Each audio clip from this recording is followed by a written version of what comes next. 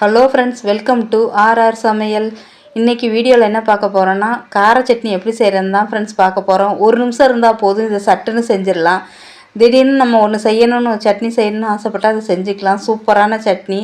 2 இட்லி சாப்பிட்றவங்க 4 இட்லி சாப்பிடுவாங்க, அவ்வளோ சூப்பராக இருக்கும். மிக்ஸி ஜாரில் 2 பெரிய வெங்காயத்தை பெரிய சைஸாக கட் பண்ணி சேர்த்துக்கலாங்க. 10 வரமிளகா உங்களுக்கு காரத்துக்கு தகுந்தாப்புல சேர்த்துக்கோங்க. இந்த சட்னி கொஞ்சம் காரமாக இருந்தால் தான் ஃப்ரெண்ட்ஸ் நல்லாயிருக்கும். கொஞ்சமாக புளியும் சேர்த்துக்கோங்க. புளிப்பு உரப்பாக அந்த சட்னி செம்ம சூப்பராக இருக்கும். இட்லி தோசையோடலாம் சாப்பிட்றப்ப 2 பல்லு பூண்டு. நம்ம பூண்டு சேர்க்குறப்ப நெஞ்ச கரிப்பு தன்மை இல்லாமல் இருக்கும். 2 பெரிய சைஸ் தக்காளி.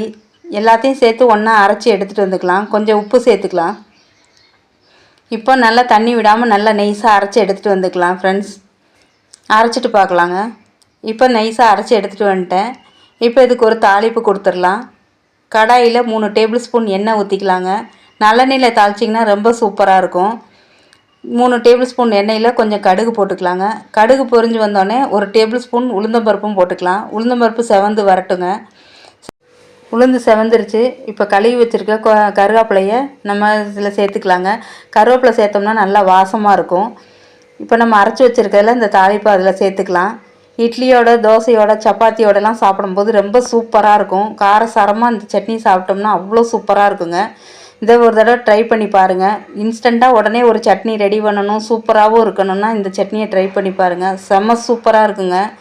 இந்த சட்னியை ட்ரை பண்ணி பார்த்துட்டு வீடியோ கீழே கமெண்ட்டில் சொல்லுங்கள் எப்படி இருந்துச்சுன்னு. எங்கள் வீடியோவுக்கு ஆதரவு கொடுங்க. தேங்க்யூ.